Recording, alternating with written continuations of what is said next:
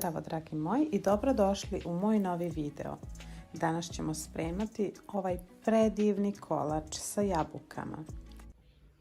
Za ovaj predivni ekonomični kolač bit će nam potrebno 3 jaja,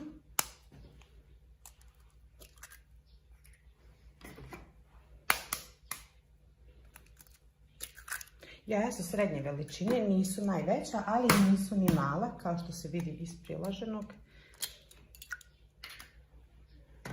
3 jaja ćemo da mutimo sa 90 grama šećera.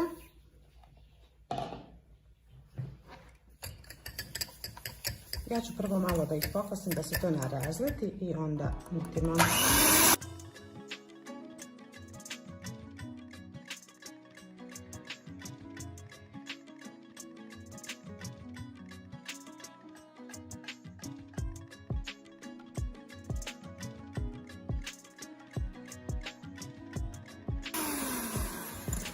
Kada smo jaja ovako lijepo izradili, sada ćemo da ubacimo prstohvat soli.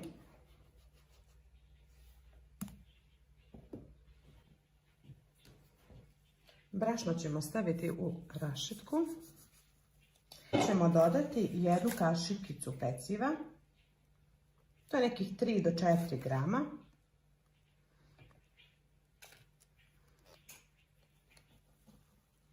I lagano sijati.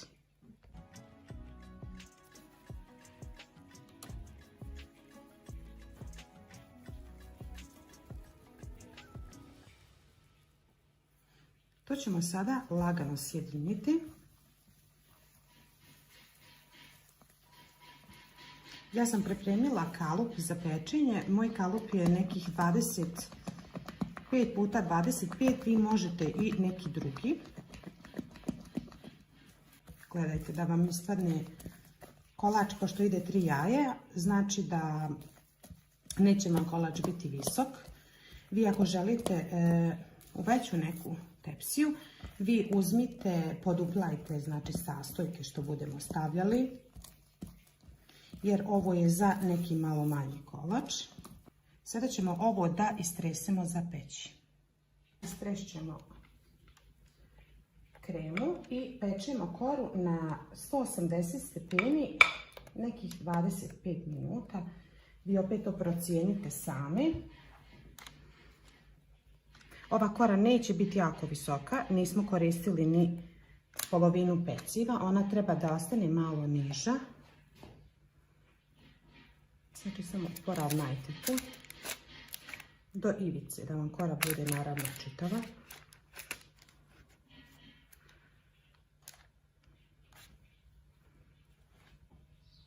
Za fil od jabuka bit će nam potrebno 3 jabuke srednje veličine. Ja sam njih samo iščetvrtala, sada ćemo ih malo usitniti, znači neke srednje kockice. Znači ne da budu presitne, da bi se mogle fino obraditi, ali da ne budu ni prekrupne. Znači ovu na 3-4 mjesta zasiječemo i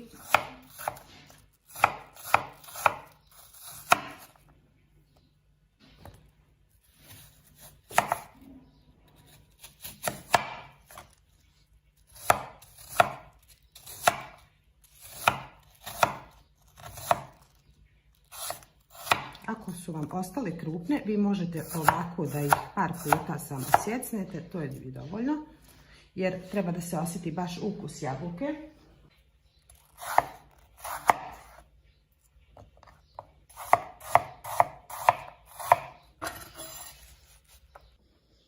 Kada smo sve isjekli, sjedinit ćemo i spremit ćemo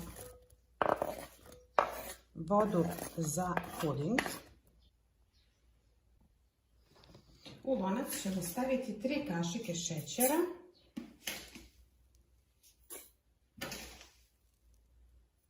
i u to ćemo dodati 500 ml vode i to ćemo da stavimo da zakuha. Sada ćemo u 2 deca vode da stavimo 2 pudinga od vanile.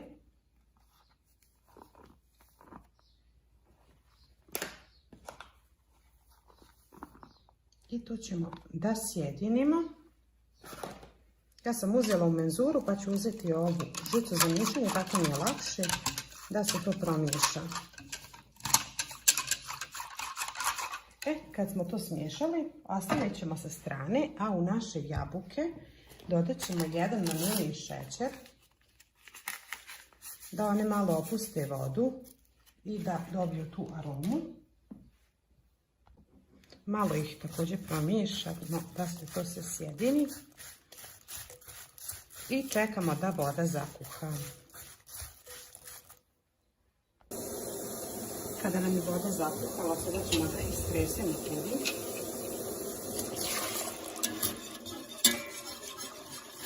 To ćemo promiješati i zatim ćemo dodati odmah jabuke.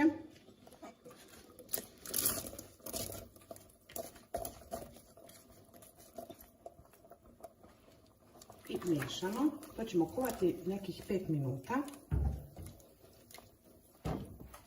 Da bi jabuke malo omekanile i da bi se krema naša skuhala.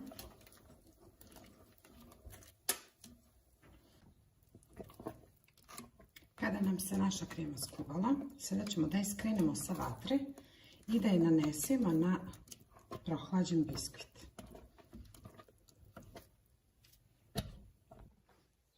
Po prohlađen biskvit skidamo se tek papira i stavljamo ga na podlogu, neku taknu ili nešto što imate. Zatim ćemo staviti ovaj metalni obruč.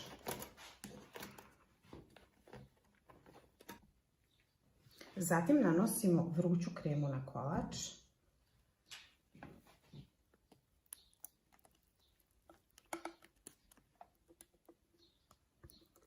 Poravnamo i ostavimo da se dobro stegne, nekih sat vremena.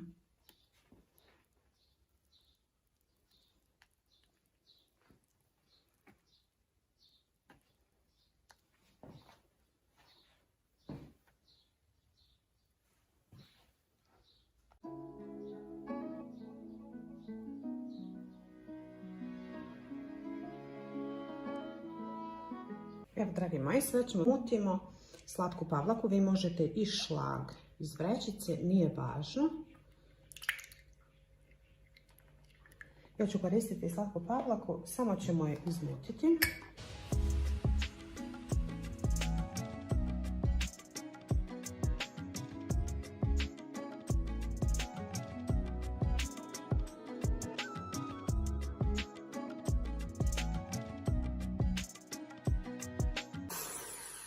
Kada smo je ovako lijepo umutili, sada ćemo je da nanesemo na prohlađen kolač.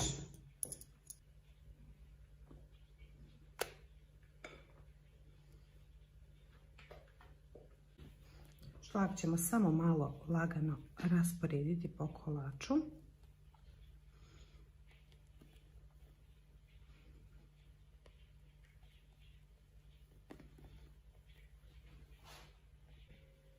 Ja kolač nisam sasvim zagladila, ostavila sam ga ovako zato što ću nanositi ostatke od kore koje sam prethodni put pravila. Vi možete da nanesete neki keks ili dekoraciju po želji. Ja kada isijecam kore od nekog kolača, to ne bacam, nego ostavljam za tako nešto da iskoristim ili da napravim neki drugi kolač sa time ili da stavim u neke druge dezerte. Ova kora je mnogo mirisna, mnogo ukusna, ona mi baš ide uz jabuke, jer su jabuke same po sebi preukusne u kolačima, dobijaju još jaču aromu. Evo, dragi moji, nadam se da će vam se svidjeti moj recept. Ako vam se video sviđa, pretplatite se na moj kanal, podržite moj kanal da zajedno rastemo.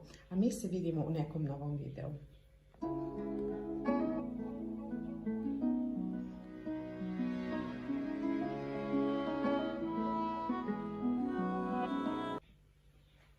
Sada ćemo kalup da odvojimo od kolača.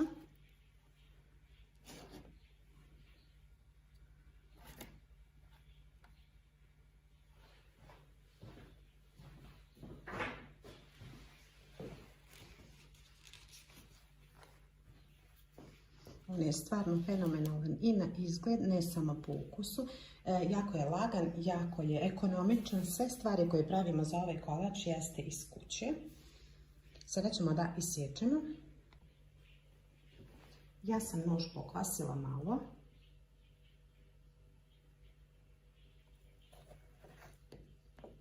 Kako bi lakše isjekli kolač. Mada je mnogo bolje on kad prenoći da se sječe,